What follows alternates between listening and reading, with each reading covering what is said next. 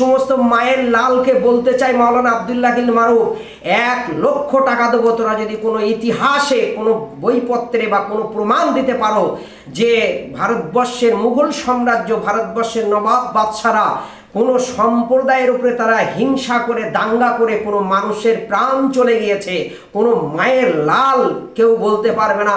যদি তোমাদের পিতামাতা সঠিকভাবে তোমাদের জন্ম দিয়ে থাকে তাহলে এই কথাটা প্রমাণ করবে। আমি মাওলানা আব্দুল্লাহিল মারুফ চ্যালেঞ্জ করলাম, কিয়ামত পর্যন্ত তোদের মৃত্যুর আগ পর্যন্ত তোরা প্রমাণ দিতে পারবি না।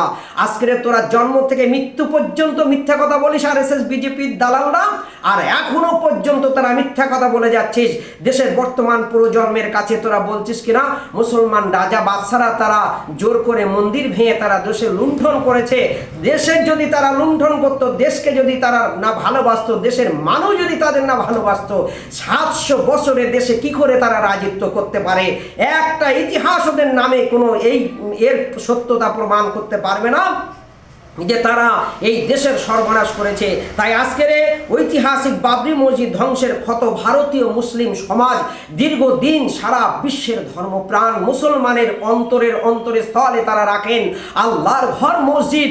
এই মসজিদকে যারা ক্ষমতার জোরে যারা ধূলিসাৎ করেছিল কংগ্রেস আমলে, মনমোহন আপনার মুলায়ম সিং কংগ্রেস আমলে যে সরকারের সময়ে সম্ভবত ওনার নাম মুলায়ম সিং যাদব, যাই হোক তিনি তখন কংগ্রেস সরকার ছিল।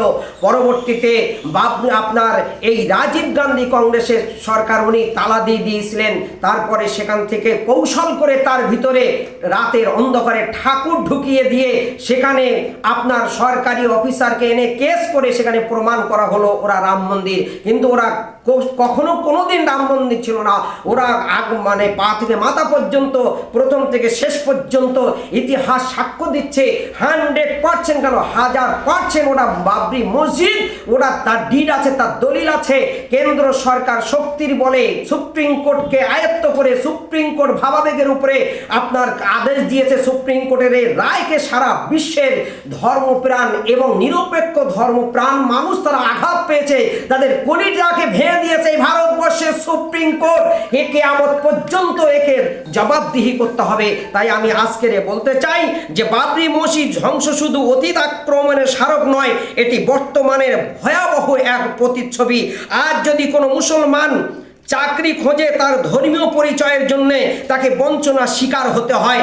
সম্পত্তি কিনতে গেলে তাকে বলা হয় নিজস্ব সম্প্রদায়ের মহল্লা বেছে নিতে। সন্তানকে স্কুলে পাঠালে চিন্তা বাড়ে সে কতটা নিরাপদ।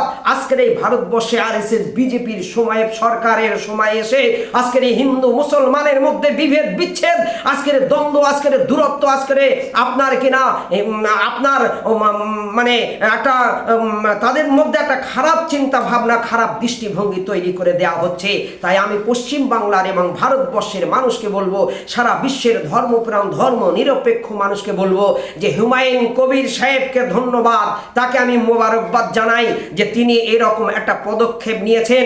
মুর্শিদাবাদে 1 কোটি মানুষ বাস করেন, 30 লক্ষ মানুষ অমুসলিম ভাই আর 70 লক্ষ অমুসলিম ভাই বাস করেন। আজকের সেখানে একটা বাবরি মসজিদ হচ্ছে, তোমাদের জ্বালা জ্বলছে কেন? জ্বালাটা একটু বন্ধ করো। সারা জীবন কি একটা সম্প্রদায়কে তোমরা নির্যাতন জুলুম অত্যাচার করবে আর সেটা কি তারা মেনে নেবে? আজকে নওশাদ সিদ্দিকী ভাইজান বলেছেন যে উনি বলেছেন 30 কোটি আপনার 30 লক্ষ অমুসলিম ভাইকে মেরে ভাগীরথীতে ভাসিয়ে দেবেন। আমি এই চ্যানেলের মাধ্যমে নওশাদ সিদ্দিকী ভাইজানকে বলছি, কেন হুমায়ুন কবির বলেছিলেন 30 লক্ষ মানুষকে মেরে ভাগীরথী ভাসিয়ে দেবেন? তার আগে মিঠুন চক্রবর্তী বলেছিলেন 70 লক্ষ অমুসলিম ভাইকে মেরে মাটিতে পুঁতে দেবেন। মাটিতে পুঁতে দিলে মা খারাপ হয়ে যাবে, তাদেরকে ভাগীরথীতে ভাসিয়ে দেওয়া হবে। তাই তার প্রতি উত্তরে আপনার হুমায়ুন কবির মহাশয় বলেছিলেন নওশাদ সিদ্দিকী ভাইজানকে বলবো আপনি আগে ভালো করে খোঁজ নিন কেন তিনি বলেছিলেন। বলে যদি আপনাকে কেউ ইট মারে আপনাকে পাটকেল মারতে হবে, তা নাহলে আমরা এখানে কোনো মায়ের দয়ায়, আমরা কোনো সরকারের দয়া আমরা বেঁচে নেই, আমরা আমাদের অধিকারে বেঁচে আছি, আমাদের সংবিধান এটা আমাদের অধিকার দিয়েছে।